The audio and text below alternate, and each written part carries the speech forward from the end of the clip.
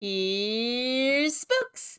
And I fucking love Halloween, if you, couldn't guess. What slightly harder to guess is that I love kids' Halloween stuff. Sure, horror, suspense, and gore is fun, don't get me wrong, but nothing gets me in the spirit of the season more than jack-o'-lanterns thrown everywhere and cheap public domain Halloween costumes. This year, on my usual quest of consuming as much Halloween media as possible, I decided to rewatch the A.N.T Farm Halloween special, birthplace of the biggest Halloween banger of all time. Despite remembering the special pretty well, I was delighted to find out it honestly held up pretty well, or was at least pretty funny most of the time. I was also delighted to find out that people technically die in this. So, one stupid comment to my sister later, and I decided I needed to make a kill count on this. So, let's get to revisiting this dose of childhood and see how many people kicked the bucket in this Disney Halloween special. The episode starts off strong with the best CGI you have ever seen in this modern era. I do not take criticism. I like how there is no introduction to what this is, there's no setup, it's not like, here's a story, it's just like, we're in an AU, hope you can figure that out, kids, let's freaking run with this.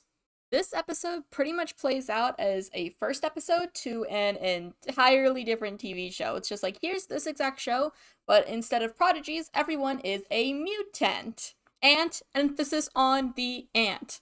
Puns, baby. It doesn't take long, however, for this episode to bring us to what appears to be our first kill already a minute in. The petrification of Cameron Parks by his own sister. Unfortunately, we're not actually going to count this on the kill because he does come back later, and what their dad says makes it sound like this is maybe a regular occurrence for them. How many times have I told you not to turn your brother to stone? So, presumably, people can get petrified by her and then come back. So, we cannot count any petrifications towards this kill count unless something was to happen to the statue while petrified. We then get introduced to an absolutely beautiful, spookified transition screen and move on to our next scene of the episode. There's really not much to say about this scene. It's your average, let's introduce the whole cast, except it's the cast we already know, and we're just introducing now that they're monsters and what type of monsters they are. Typically with a monster-related pun included, which is fun. However, we are going to meet the absolute legend of this kill count, Angus, who is already giving us our first official kill of this episode, the guidance counselor, which he is currently eating with some salt on the side. We will learn just how much of a menace this character is going to be, as quickly after he even threatens to eat his own classmates' brains.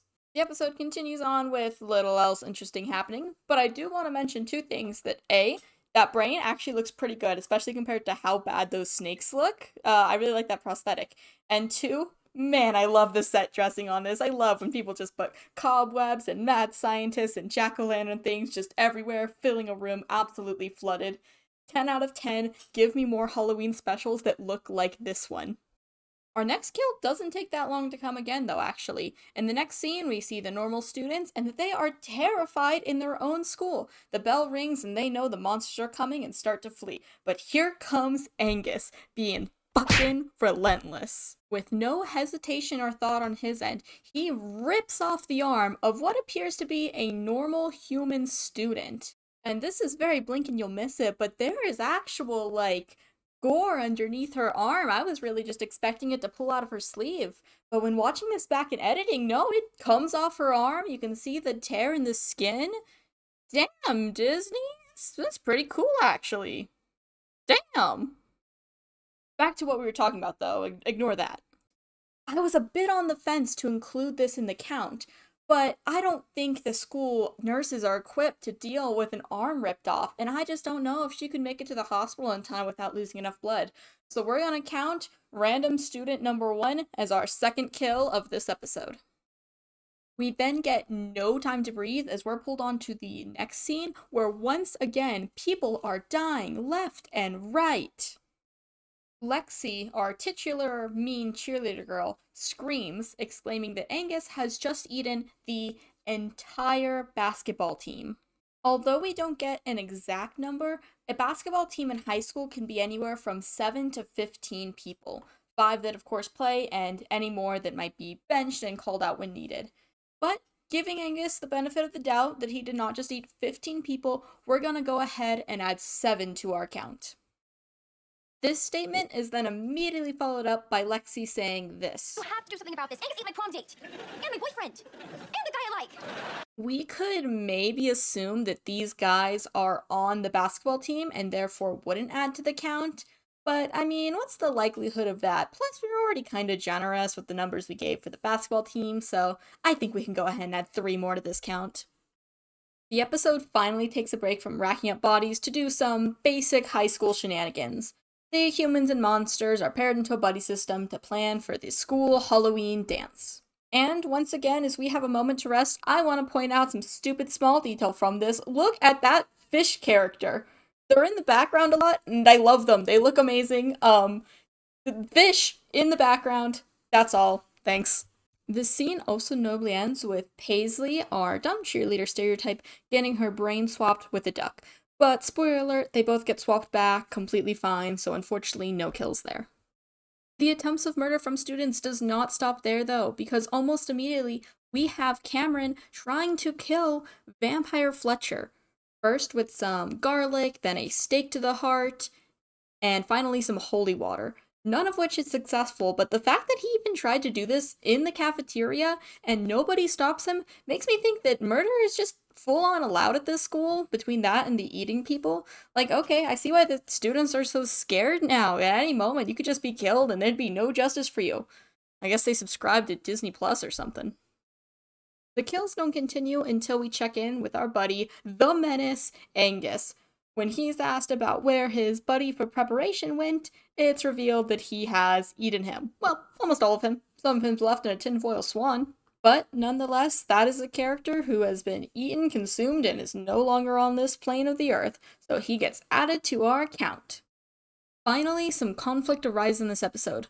Well, besides people getting eaten left and right, but that seems normal at this point. No, the problem is that human students find out they are not allowed to attend this Halloween party. Which, like, yeah, total dick move, honestly. They planned this entire thing with you guys, and you didn't even tell them they couldn't attend till, like, the night of? Dude, grab your pitchforks and fire. We're about to reenact the end of Frankenstein. But unfortunately, the dreams of pitchforks do not come to fruition, and instead we move on with the episode, the human students bummed and planning what to do about not being able to go to the party. Well, China is also bummed about this and thinks they should be allowed to go. This is, in fact, halfway through the episode, but I honestly don't feel like the pacing's that bad or anything, mostly from the fact that it's 22 minutes long. I am so grateful for the days of short TV episodes. If I have to sit through another TV episode that is an hour long, I am going to lose it. Angry tangent aside, the episode continues on. China decides to use Olive's mad scientist stuff to create a potion to make the monsters accepting of humans, and the humans decide to wear their costumes and sneak into the party uninvited.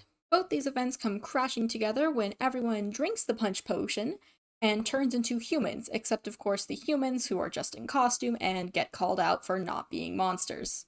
This causes a major uproar in the party and everyone wants to leave, which also brings us to our next implied kill in an unexpected place. Play some creepy organ. There are organs and standing at the snack table. You don't take that. Not the spleen. Not the spleen. That's right, there has to be at least one body supplied at this party to satisfy our zombie and likely vampire friends. So we're gonna add one more to the count of our unseen party favor. And with our last kill of the episode, that brings us to our, quite frankly, kinda random dance number. But who cares because this song is a freaking banger. This scene lingers for quite a long time, just showing people having a good time, partying it up at the party. And you know what? Love it. I love just being immersed in this world where there are monsters and everyone is having a great, massive Halloween party. This is what I want from every single holiday special. No exceptions. Oh, and of course the monsters turn back, we have a few more gags, the end. As I mentioned, I really like and am kind of baffled by the fact that this episode does not have any sort of framing device. Usually with these Halloween specials, they pull back the camera and go, oh, it was all a dream, or it was a ghost story they were telling, or yada yada yada. But this one is just, I don't know, if you can't figure it out, too bad, kids. We are never going to explain or acknowledge what this episode was again. Just have fun on M.U.T.A.N.T Farm, and we'll see you never. Honestly, I really love this as far as TV show holiday specials go, because it really commits to what it's doing. It's not just a regular episode that takes place on Halloween, it is everyone is monsters, the entire set is dressed up for this, we have an entire world built, and we are going to dive into it. Just oozes holiday spirit, and oh man, I love it. Is it a good episode of TV? No, not really, not necessarily at all. But it is a good Halloween vibe, even if the actual episode, effects, and sometimes the acting can be a little bit rough.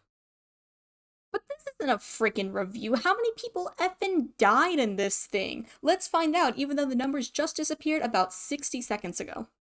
Overall, 14 people died in this 22-minute episode, meaning that someone died on average every minute and a half.